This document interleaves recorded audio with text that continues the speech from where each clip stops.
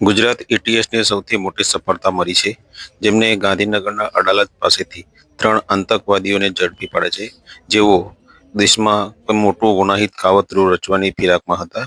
જેમાં પકડાયેલ આરોપી એક વ્યવસાય ડોક્ટર છે અને તેને ચીનમાંથી MBBS કર્યું હતું, જ્યારે અન્ય 2 આરોપી બનાસકાંઠામાં ઝડપાયા છે.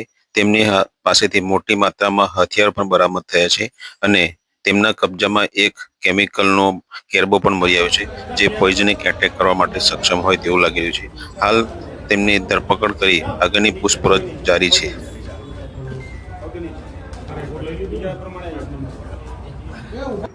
એક્ટિવિટી કરવા વાળો છે અને આજ આતંકી પ્રવૃત્તિની જે કાવતરું છે એના ભાગરૂપે કોઈક કામે ગુજરાતમાં પણ આવેલ છે.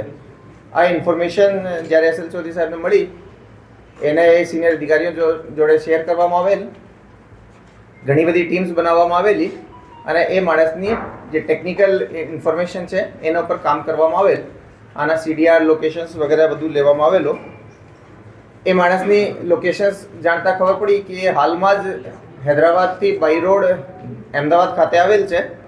એના મુવમેન્ટને ટ્રેક કરતા પરમ દિવસે ઇવનિંગમાં અડાલજ ટોલ નાકા પાસેથી એક આંધ્રપ્રદેશ નંબરની ગાડી મળી આવેલ, જેમાં એક માણસ બેસેલો હતો, જેની આઈડેન્ટિટી પૂછતા જે ઇન્ફોર્મેશનવાળો માણસ હતો એ જ એની અંદર હતો.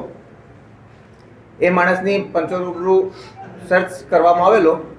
એ દરમિયાન અમને એના પાસેથી 2 ગ્લોક પિસ્ટલ, એક બેરેટા પિસ્ટલ અને 30 લાઈવ કાર્ટ્રીજ મળી આવેલા. સાથે સાથે એની પાસે એક 4 લીટર જેવો લિક્વિડ પણ હતો, જેની પ્રારંભિક એને જ બતાવ્યા મુજબ એ કેસ્ટર ઓઇલ છે. એ એની ગાડીમાંથી સીઝર કરવામાં આવેલ અને બીજી થોડી ઘણી રૂટીન વસ્તુઓ પણ એનાથી મળી આવેલી.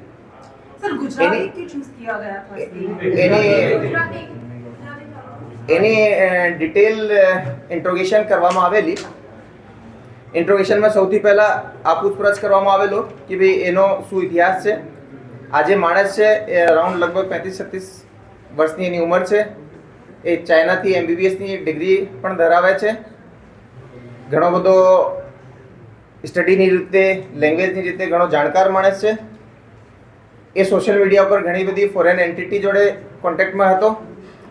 આ જ એન્ટિટીમાં એક અબુ ખદીજા નામની એક એન્ટિટી જોડે પણ એ કોન્ટેક્ટમાં હતો, જેની આઈડેન્ટિટી આ માણસ એક ISKPના આમિર તરીકે એને ઓળખે છે. એના મારફતે એ ભારતમાં આતંકવાદી કાર્યવાહી કરવા માટે એ ફંડની જમા કરવા માટેની કામગીરી અને સાથે સાથે વેપન્સ કલેક્ટ કરવા માટેની કામગીરી એના માર્ગદર્શનમાં પણ એ કરતો હતો. આ જ પ્રક્રિયા હેઠળ એને આ ગાંધીનગર કલોલ પાસેની એક લોકેશન મળી હતી, જેના ઉપરથી એને આ વેપન્સની ડિલિવરી લેવાની હતી.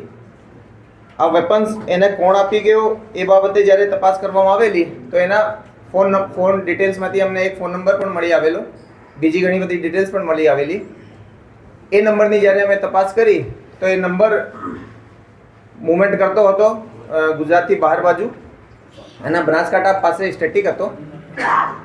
આ એક ટીમ એના ઇન્ટ્રોગેશનમાં અહીંયા અમદાવાદ ATS ખાતે લાગેલી હતી, ત્યારે એક બીજી ટીમ જેમાં DYSP Virjit Parmar, DYSP KK Patel, PI CH પનારા અને બીજા અધિકારીઓ જોડાયેલા હતા. એ લોકો આ ફોન નંબરની તપાસમાં બનાસકાંઠાથી બીજા 2 શકમંદોને લઈને આવેલા. એ લોકો પરની પણ પૂછપરછ કરવામાં આવેલી અને એ લોકોનો પણ રોલ એમાં જણાઈ આવેલ. એ જે બંને લોકો છે એનું નામ આઝાદ સુલેમાન અને મોહમ્મદ સલીમ ખાન નામના છે. એ બંને લોકો લખીમપુર ખીરી અને શામલી UPના રહેવાસી છે. એ લોકો દ્વારા આ જે વેપન્સ છે આની ડિલિવરી કલોલ ખાતે અવાવરૂ જગ્યા ઉપર મૂકવામાં આવેલી હતી અને આ લોકો દ્વારા આનો જે હેન્ડલર છે એના લોકેશન્સ મોકલવામાં આવેલા હતા, જે લોકેશન્સથી ફર્ધર આ જે હૈદરાબાદવાળો સૈયદ અહેમદ મોયુદ્દીન છે એના દ્વારા રિકવરી કરવામાં આવેલી. આ લોકોથી જ્યારે પૂછપરછ કરી ત્યારે જાણવા મળેલ કે આ લોકો ઘણા રેડિકલ છે, મૂળતે હાફિઝ છે, ભણેલા છે અને એ લોકો દ્વારા પણ દેશના ઘણા બધા હિસ્સાઓમાં જેમાં લખનઉ, દિલ્હી, અમદાવાદ વગેરે સામેલ છે, એમાં સેન્સિટિવ પ્લેસીસની થોડી રેકી કરેલી છે, ભીડભાડવાળી જગ્યાઓની રેકી કરેલી છે. સાથે સાથે એ લોકો દ્વારા જાણતા છતાં કે ભાઈ એની અંદર વેપન છે, આ જે વેપનની ડિલિવરી છે એ હનુમાનગઢ રાજસ્થાન જે કે એક બોર્ડરનો જિલ્લો છે ત્યાંથી એના દ્વારા કરવામાં આવેલી છે. FIR દાખલ કરવામાં આવેલી આ લોકો વિરુદ્ધ, જેમાં UAPA અને IPC ના સેક્શન્સ ઉમેરવામાં આવેલ છે. આજે હૈદરાબાદનો સૈયદ અહેમદ મોહિદ્દીન છે, એની જ્યારે વધારે પૂછપરછ કરવામાં આવેલી અને એના ફોનમાં પણ ચેકિંગ કરવામાં આવેલો, તો એક રાઇઝિન નામનો એક બહુ પોટેન્ટ, બહુ અતિ શક્તિશાળી ઝેર હોય છે, એને બનાવવા માટેની પ્રક્રિયા એ હાથ ધરેલ હતી. જેના માટે જે રો મટીરિયલ છે, કેમિકલ્સ છે અને જે ઇક્વિપમેન્ટ્સ આને જરૂરી હોય છે, એ બધા પણ એના દ્વારા પ્રોક્યોર કરી લેવામાં આવેલ હતા. એના દ્વારા એ પ્રારંભિક જે એની પ્રોસિજર છે એ પણ ચાલુ કરી દીધી હતી અને એના પુરાવા અમને એના ફોનમાંથી જ મળી આવેલા છે.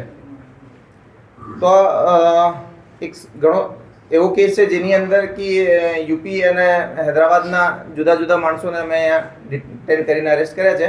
પહેલો જે સૈયદ છે એની અમે કાલે કોર્ટમાં પ્રોડ્યુસ કરતા એને 17 તારીખ સુધીના અમને એના રિમાન્ડ મળ્યા છે.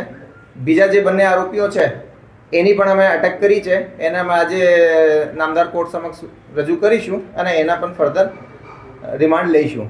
એ સિવાયની જે બીજી એ તપાસમાં જે આગળ જે વસ્તુઓ મળશે એ પણ અમે આપને સમયસર અપડેટ કરીશું.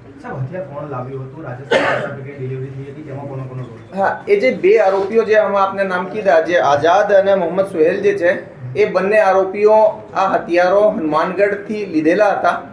એ લોકો પણ ના જણાવ્યા મુજબ પણ એ હથિયારો એ લોકોએ એક લોકેશન ઉપરથી પિક કર્યા હતા અને આ લોકેશન ઉપર ડ્રોપ કર્યા હતા.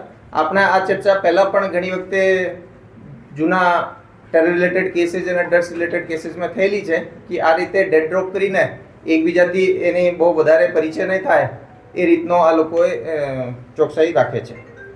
ક્યાં જવાનો હતો અત્યારે લઈને હુમલા કરવાના કે પ્લાનમાં ક્યાં જવાનો હતો? એ પરત એના જણાવ્યા મુજબ એ પરત હૈદરાબાદ જ જવાનો હતો અને જે રીતે આ રાઇઝિન નામનો જે પોટેન્ટ ઝેર બનાવી રહ્યો છે, જેની કે બહુ નાની ક્વોન્ટિટી પણ બહુ વધારે લોકો માટે સફિશિયન્ટ હોય એને ડેડલી મારવા માટે, કહેવાય છે કે સાયનાઇડથી પણ વધારે પોટેન્ટ છે. તો આવો ઝેર